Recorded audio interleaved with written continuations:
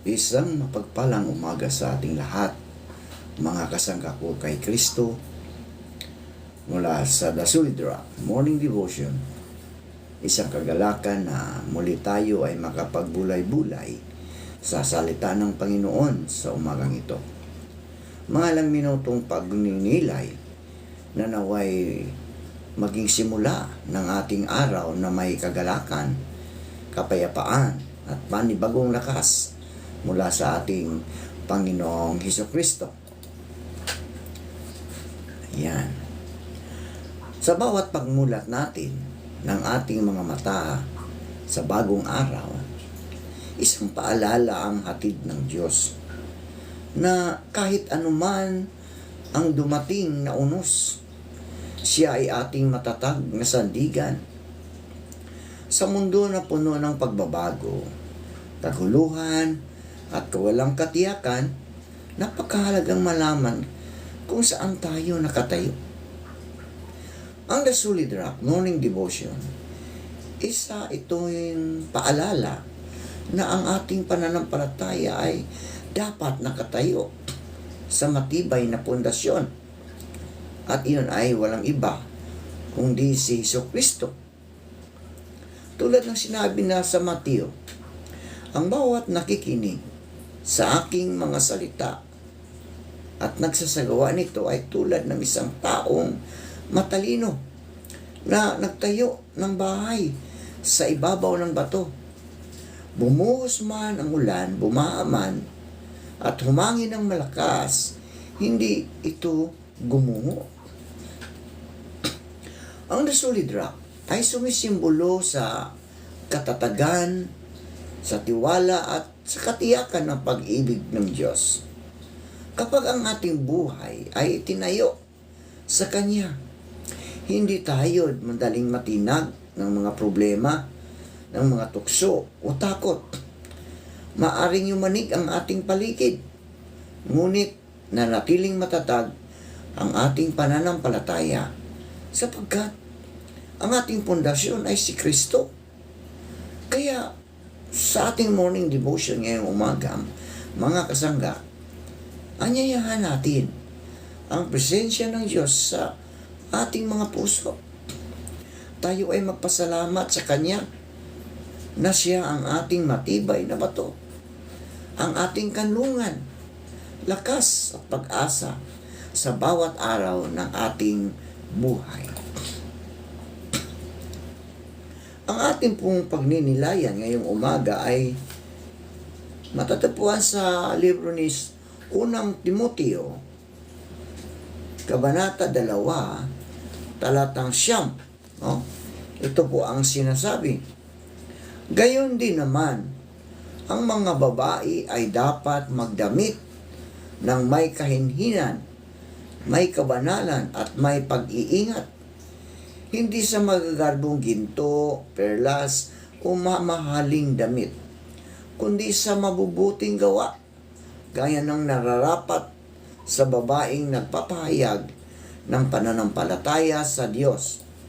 Pinagpala na po tayo sa pagkabasa at pagkarinig ng kanyang mga salita.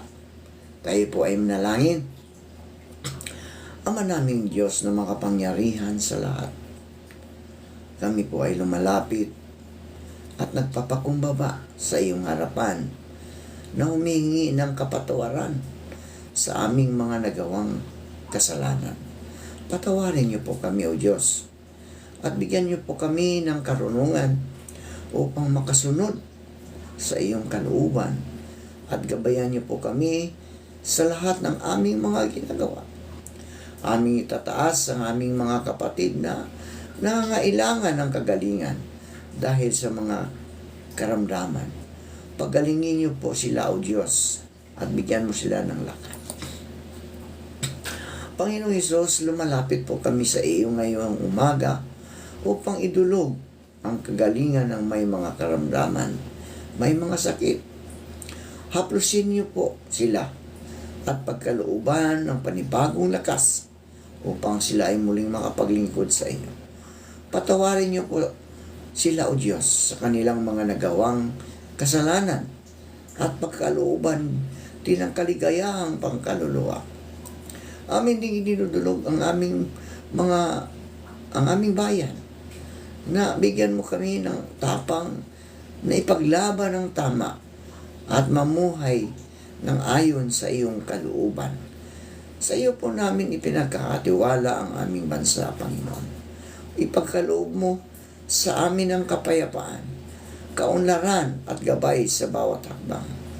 Mangyaring alisin ang diwa ng pagkamakasarili, kayabangan at katiwalian mula sa aming mga pinuno.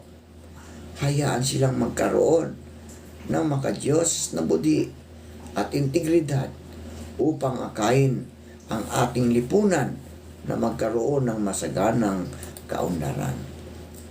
Aming nilalapit, Panginoon, sa inyo ang aming mga kasangga na mga naghahanap buhay sa mga lansangan, na sila ay iyong ingatan sa mga masasama. Amin din inilalapit sa inyo ang aming mga kasangga na naghahanap ng trabaho, lokal man o abroad. Naway makasumpong sila ng trabaho sa tulong ng iyong banal na Espiritu Santo. Amin din nilalapit sa iyo, Panginoon, ang aming mga kasangga na nagtatrabaho sa ibang bansa. Ang mga OFW, Panginoon, patuloy mo po silang ingatan, gabayan, proteksyonan sa lahat ng mga pagsubok sa buhay, Panginoon. Amin din nilalapit sa iyo, Panginoon, ang aming mga kasangga na magsisialis sa kanilang mga trabaho, sa kanilang tahanan upang pumasok sa kanilang mga trabaho, Panginoon. Ingatan mo sila sa kanilang pagbabiyahe, Panginoon, at ilayo mo sila sa anumang kapahamakan, O Diyos. Amin din inilalapit sa inyo ang mga nagsiselebrate ng kanilang kaarawan. Pagpalain mo po sila, Panginoon, at ingatan sa lahat ng oras at ilayo mo sila sa anumang kapahamakan. Gayon din po, Panginoon, ang mga nagsiselebrate ng kanilang wedding anniversary. Pagbuklurin mo sila ng iyong pag-ibig upang maranasan nila ang pag-ibig na mula sa aming Panginoong Hesukristo. Salamat sa mga katugunan sa aming mga panalangin sa pangalan ng Hesukristo na aming Diyos at tagapagligtas. Amen. Ang unang Timoteo 2, kabanata, talatang 9. Sa unang tingin, tila tungkol lamang ito sa panlabas na pananamit, sa ginto, perlas, o mamahaling damit. Ngunit sa mas malalim na pagsusuri, ang talata ay isang paanyaya sa puso, asal, at espiritual na kagandahan. Ang pananamit ay simbolo lamang ng mas malalim na realidad, ang pagpapakita ng kabanalan, kababaang loob, at mabuting gawa. Hindi sinusukat ng Diyos ang kabanalan sa dami ng alahas o sa kintab ng damit. Sa halip, sinusukat niya ito sa puso, sa ating puso, mga kasangga, ang ugali at pag-iisip. Sinusukat niya ito sa ating mga asal, ang kabutihang ipinapakita sa kapwa. At sinusukat niya ito sa buhay na ipinapahayag ang pananampalataya, mga gawa na nagdadala ng liwanag sa mundo. Ang tunay na palamuti ng babae, sinasabi sa talata, may kabanalan at may pag-iingat. Ang kabanalan ay hindi natatapos sa simbahan lamang, mga kasangka. Ito ay makikita sa araw-araw na buhay. Paano tayo nagsasalita, kumikilos, at naglilingkod. Ang babae na may kabanalan ay matapat sa Diyos. Matapat sa Diyos. Mapagpakumbaba sa sarili, mapagmahal, sa pamilya at sa kapwa. May malasakit sa mahihirap at nangangailangan. Ang tunay na kagandahan ay hindi nakikita sa mga mata, kundi nararamdaman sa puso. Hindi sa ginto o mamahaling damit. Ang mundo ay puno ng tukso sa anyo, alahas at marangyang pananamit. Ngunit ang talata ay malinaw. Excuse me. Hindi ito ang sukatan ng kabutihan o kabanalan. Ang pag-aalaga sa sarili at pananamit ay tama. Walang masama doon, mga kasangga. Ngunit hindi dapat ito maging sentro ng pagkatao. Ang labis na pagpapahalaga sa panlabas ay maaaring magdulot ng pagmamataas, inggit o pagkakahiwalay sa tunay na espiritual na layunin. Ang tunay na dekorasyon ng pananampalataya, ang pinakamahalagang paalala sa talata ay mabubuting gawa. Yun, mabubuting gawa. Gaya ng nararapat sa babaeng nagpapahayag ng pananampalataya sa Diyos. Ano ang mabubuting gawa?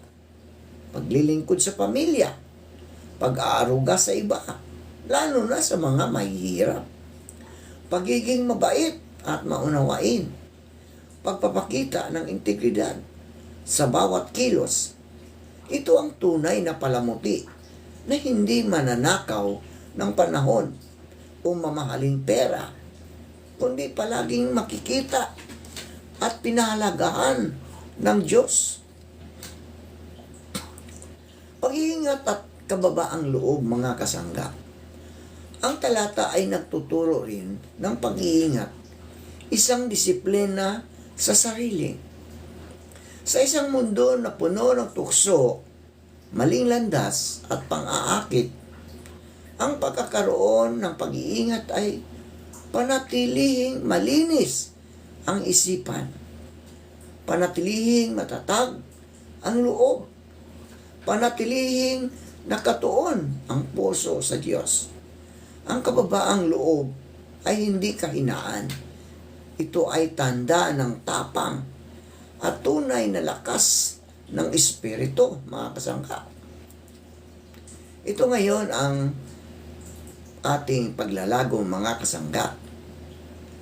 Sa modernong panahon, maraming babae ang nahihirapan sa balanse. Ang gusto ng mundo, maging kaakit-akit. Pasyonista baga. Passion forward at trendy. Ang paalala ng Diyos, maging mabuti, mapagkalinga, at mabuhay ayon sa kanyang kalooban. Ang unang Timoteo, Kabanata 2, talatang 9, ay paalala na ang totoong kagandahan ay hindi makikita sa damit o alahas. Makikita ito sa puso, sa gawa, at sa kabutihang ginagawa sa iba. Kapag ang babae ay nakatuon sa mabubuting gawa, kabanalan, at pag-iingat, siya ay nagiging banal na liwanag sa kanyang kapaligiran. Isang halimbawa ng pananampalataya na hindi lamang sinasabi, kundi ipinapakita sa bawat kilos at salita. Ang unang Timoteo, Kabanata 2, talatang 9, ay hindi panununtunan lamang sa pananamit. Ito ay espiritual na gabay. Magdamit ng may kahinhinan at paggalang sa sarili. Ituon ang puso sa kabutihan at mabubuting gawa. Maging halimbawa ng pananampalataya sa Diyos sa bawat araw. Paalalahanan ang sarili na ang tunay na kagandahan ay nasa kabutihang ipinapakita sa mundo. hindi sa panlabas na anyo, mga kasangkat. At sa huli, ang bawat babae ay tinatawag ng Diyos na magningning sa kabutihan, kabanalan at pagmamahal. At sa ganitong paraan, tunay na naglilingkod siya sa Kanya. Manalangin tayo. Panginoong Diyos, salamat po sa panibagong araw na inyong ibinigay. Salamat sa buhay, sa lakas at pag-asa na muli ninyong pinaningning ang aming mga puso.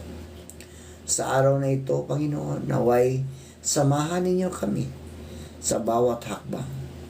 Bigyan niyo kami ng karunungan sa aming mga desisyon.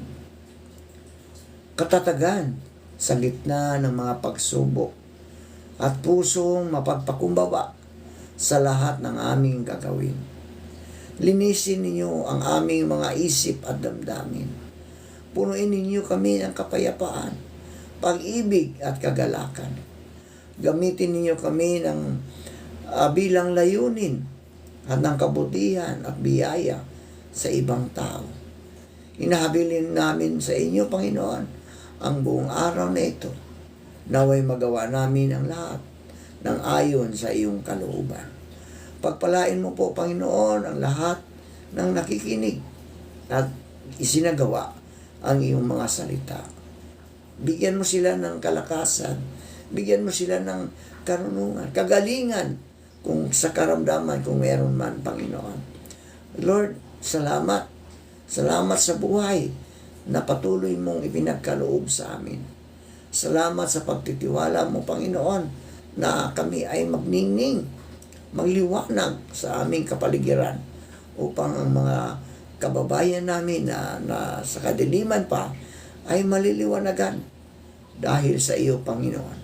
Kaya sa iyo namin ibinabalik ang papuri at pasasalamat sa iyong mahal na pangalan na aming sinasamba at tinatawag na Ama, Anak at Banal na Espiritu. Maraming salamat po, Panginoon, sa pangalan ni Jesus. Amen. Amen.